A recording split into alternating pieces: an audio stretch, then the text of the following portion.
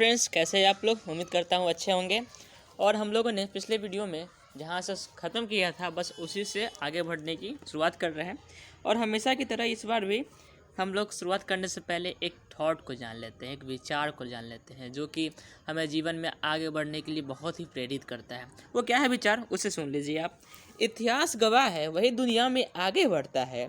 इतिहास गवाह है वही दुनिया में आगे बढ़ता है, जिसने आज से सीख कर कल कुछ किया हो। हारते तो है सभी, लेकिन हार कर वही जीतते हैं जिसने अपने हार से कुछ सीखा है। तो बहुत ही अच्छा बात यहाँ पर बताया गया है कि सच में इतिहास हमारा सच में गवाह है कि हारते तो सभी लोग हैं, लेकिन हार कर वही लोग आगे जीतते हैं, आगे जाते हैं। यानी कि हार कर वही सीखते हैं, मतलब हार कर वही आगे बढ़ते हैं जो अपने हार से कुछ सीखते हैं। तो चलिए सबसे पहले हम लोग जान लेते हैं कि पिछले वीडियो में हम लोगों ने क्या पढ़ा था। तो पिछले वीडियो में हम लोगों ने the story of human evolution के बारे में पढ़ा, फिर the precursors of modern human beings के बारे में पढ़े थे, ठीक है। उसमें हम लोगों ने Australopithecus, apps, homo sapiens and homo erectus में क्या डिफरेंसेस है उसे देखा था। साथ ही साथ प्राइमेट्स और उसके सब ग्रुप होमिनिड्स के बारे में जाने थे। और उसके साथ साथ हम लोगों ने होमिनिड्स और होमिनोइड्स के बारे में क्या डिफरेंसेस है उसे भी जाना था। तो हमेशा की तरह इस बार भी पहले हम लोग लाइंस को पढ़ लेते हैं बुक के, फिर उसका क्या मीनिंग है वो समझ लेंगे, ठीक है। तो आज हम लोग पढ़ेंगे कहाँ से, यहाँ से जो 2 लाइंस दिया गया है ना, बस यहाँ से पढ़ना शुरू करते हैं। तो चलिए करते हैं शुरुआत। तो 2 lines of evidence suggest an African origin for hominoids. First, it is second. पहले रुक जाइए, इसका थोड़ा बढ़ा लेते हैं। हाँ ठीक है। First, it is the group of African apes that the most closely related to hominoids. Second, the earliest hominid fossils, which belong to the genus Australopithecus, have been found in East Africa and date back to about 5.6 million years ago. In contrast, fossils found outside Africa are no older than 1.8 million years. यानी कि इसमें यही बताया गया है कि सबसे पहले ह्यूमंस जो है, ह्यूमंस लाइक जो क्रिएचर है वो अफ्रीका में ओरिजिन हुए थे, ठीक है। तो अफ्रीका में ओरिजिन हुए थे, उसका एविडेंस के बारे में यहाँ पर बताया गया है कि होमिनिड सबसे पहले अफ्रीका में ओरिजिनेट हुए थे और अपने अस्तित्व में आए ठीक है। सबसे पहले एविडेंस यह है कि होमिनिड जो है वो जुड़े हुए हैं, या यह भी कह सकते हैं कि बिल्कुल मिलते जुलते हैं अफ्रीकन एप्स के ग्रुप से। पहला एविडेंस ये है कि अफ्रीका में जो ऐप है ना, अफ्रीकन एप्स जो है होमिनिड्स बिल्कुल ही मिलते जुलते थे। और दूसरा एविडेंस के रूप में यह बताया गया है कि सबसे पुराने जो होमिनिड्स के फोसिल्स है यानी अवशेष है वो बिलोंग करते हैं ऑस्ट्रेलोपिथेकस के जीनस से, जो कि ईस्ट अफ्रीका में मिला है, जो लगभग 5.6 मिलियन ईयर्स पहले के हैं। और वही फोसिल्स जो अफ्रीका के बाहर मिले हैं वो सिर्फ 1.8 मिलियन ईयर्स पहले के हैं। यानी कि इससे यही मालूम चलता है कि सबसे पहले होमिनिड्स कहाँ पर आए थे और ओरिजिनेट हुए थे या अपने अस्तित्व में आए थे। कहाँ पर आए थे, तो वो आए थे अफ्रीका में। इससे हमें यह मालूम चलता है कि सबसे पहले ह्यूमन लाइक क्रिएचर का ओरिजिन अफ्रीका में हुआ था। यानी कि हम लोग सबसे पहले कहाँ ओरिजिन हुए, जाहिर सी बात है हमारे पूर्वज ने सबसे पहले अफ्रीका में ही ओरिजिन हुए थे। अब यह तो पढ़ लिए और फिर आगे बढ़ते हैं। अब जो बॉक्स का इन्फॉर्मेशन जो दिया गया है, कौन सा इन्फॉर्मेशन, तो बॉक्स का जो द इवोल्यूशन वाला जो इन्फॉर्मेशन दिया गया है उसे हम लोग देख लेते हैं, जो कि काफ़ी आसानी होगा समझने में चीज़ों को, ठीक है। The evolution of the hand. A shows the precision grip of the chimpanzee. यहाँ पर A कौन सा हो गया, A हो गया ये, ठीक है। B shows the power grip of the human hand, ये B हो गया।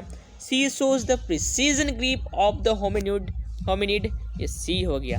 The development of the power grip probably preceded the precision grip. Compare the precision grip of the chimpanzee with that of the human hand. Make a list of the things you do using a precision grip. What are the things you do using a power grip? तो इस box में क्या दिया गया है तो उसे हम लोग जान लेते हैं, ठीक है। कि धीरे धीरे कैसे कैसे हमारे हैंड का, इस बॉक्स में यह दिया गया है कि धीरे धीरे कैसे हमारे हैंड का ग्रिप और अच्छा होता गया किसी भी चीज़ को पकड़ने के लिए। इस बॉक्स में जो ए नंबर में पिक है वो यह दिखाता है कि चिंपैंजी कैसे ये अपने थंब इंडेक्स फिंगर्स के हेल्प से किसी भी चीज़ को पकड़ते थे। फिर बी नंबर पिक में यह दिखाया गया है कि कैसे ह्यूमंस अपने फिंगर और पाम के हेल्प से किसी भी चीज़ को होल्ड करते थे। फिर सी नंबर पिक में यह बताया गया है कि होमिनिड कैसे किसी भी चीज़ पर अपनी पकड़ को बनाते थे या उसे ग्रिप से पकड़ते थे। फिर यहाँ पर यह भी बताया गया है कि प्रोबेबली पावर ग्रिप का डेवलपमेंट प्रिसीजन ग्रिप से पहले हुआ होगा।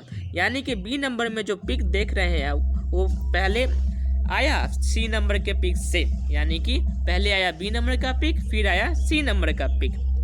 ठीक है, अब कंपेयर कीजिए प्रिसीजन ग्रिप चिंपैंजी का ह्यूमन हैंड के साथ। कंपेयर करके यह साफ तौर पर मालूम चलेगा कि चिंपैंजी किसी भी चीज़ को अच्छी तरह से ग्रिप के साथ होल्ड नहीं कर पा रहे हैं और वही ह्यूमन हैंड आसानी से ग्रिप के साथ किसी भी चीज़ को होल्ड कर पा रहा है। तो चिंपैंजी का अंगूठा थोड़ा, अब देखिए, अब इसके पीछे का कारण क्या हो सकता है? इसके पीछे का कारण यहाँ पर ये जो अंगूठा आप देख रहे हैं ना, ये रहा अंगूठा, ये ह्यूमन हैंड का और चिंपैंजी का। तो इसमें आपको यही मालूम चल जाएगा कि चिंपैंजी का जो अंगूठा थोड़ा छोटा है और ह्यूमन हैंड का जो अंगूठा थोड़ा बड़ा है, जिसके कारण चिंपैंजी का हाथ कह सकते हैं फंबल करेगा ह्यूमन हैंड के कंपैरिजन में। फंबल मतलब थोड़ा सा आसानी से अच्छा से नहीं पकड़ पाएगा। अब आप लिस्ट बनाइए उन चीज़ों का जो आप कर सकते हैं प्रिसीजन और पावर ग्रिप से। तो प्रिसीजन ग्रिप का यूज़ लिखने के लिए क्या क्या यूज कर सकते हैं आप समझ लीजिए। तो प्रिसीजन ग्रिप का यूज़ लिखने के लिए कर सकते हैं, सबसे बेहतर एग्जांपल है। और वही पावर ग्रिप का यूज किसी भी चीज़ को पकड़ने के लिए, जैसे कि आम को पकड़ने के लिए, अमरूद को पकड़ने के लिए, टेस्टी फलों को पकड़ने के लिए, टेस्टी फ्रूट्स को पकड़ने के लिए कर सकते हैं। ठीक है, अब नेक्स्ट पैराग्राफ में जो दिया गया है हम लोग पहले उसे पढ़ लेते हैं और फिर उसके बाद उसके बारे में समझ लेंगे। तो hominids belong to a family known as hominidae, which includes all forms of human beings. The distinctive characteristics of hominids include a large brain size, upright posture, bipedal locomotion, and specialization of the hand. यानी कि इस paragraph में यह बताया गया है कि hominids belong करते हैं एक फैमिली से जिसे होमिनिडे कहते हैं। ठीक है, और उसी होमिनिडे सभी फॉर्म्स ह्यूमन बींग्स के इंक्लूडेड है, यानी कि उसी होमिनिडे में ह्यूमन बींग्स के जितने भी फॉर्म्स हैं ना सब उसी में आते हैं, यानी कि होमिनिडे में ही ह्यूमन बींग्स का भी इंक्लूजन है। ठीक है, अब होमिनिड्स का स्ट्रक्चर या उनका कैरेक्टरिस्टिक्स क्या है उसे समझ लेते हैं। होमिनिड्स ग्रुप में जो एनिमल्स है उनका ब्रेन का साइज बड़ा है, उनका पोस्चर बॉडी का अपराइट है। बॉडी का पोस्चर अपराइट यानी कहने का मतलब क्या है कि वो बिल्कुल ही एकदम सीधे एकदम सीधे खड़े होते हैं। ठीक है, एकदम सीधे खड़े होते हैं, एकदम सीधे ऐसे प्लेन जैसे अभी हम लोग का मॉडर्न ह्यूमंस है ना, बिल्कुल उसी तरह से, मतलब वह सीधे खड़े हो सकते हैं। साथ ही साथ हैंड का भी डेवलपमेंट हो गया था। ठीक है, और इस ग्रुप में एनिमल्स के दो पैर पर मतलब एनिमल्स जो है दो पैरों पर खड़े होकर एक जगह से दूसरी जगह पर जाते हैं। मतलब जब थे तब, अभी का एनिमल्स नहीं, वहाँ उस समय का बात किया जा रहा है कि जो एनिमल्स थे इस ग्रुप में वो दो पैरों पर खड़े होकर एक जगह से दूसरी जगह पर जाते थे। ठीक है, अब नेक्स्ट पैराग्राफ को पढ़ते हैं फिर उसका भी मीनिंग समझ लेते हैं। नेक्स्ट पैराग्राफ, ठीक है, तो यहाँ से पढ़ेंगे हम लोग। Hominids are further subdivided into branches known as genus, of which Australopithecus and Homo are important. Each of these in turn includes several species. The major differences between Australopithecus and Homo relate to brain size, jaws and teeth. The former has a smaller brain size and heavier jaws and larger teeth than the latter. तो यहाँ पर इस paragraph में यह बताया गया है कि होमिनिड्स का फिर से डिवीज़न हुआ अलग अलग ब्रांचेज में जिसे जीनस कहते हैं, और उसी जीनस में ऑस्ट्रेलोपिथेकस और होमो इम्पॉर्टेंट है। यानी कि होमिनिड्स जो है फिर से होमिनिड्स का फिर से डिवीज़न होकर दो और ब्रांच निकला, वो ब्रांच हो गया ऑस्ट्रेलोपिथेकस और होमज।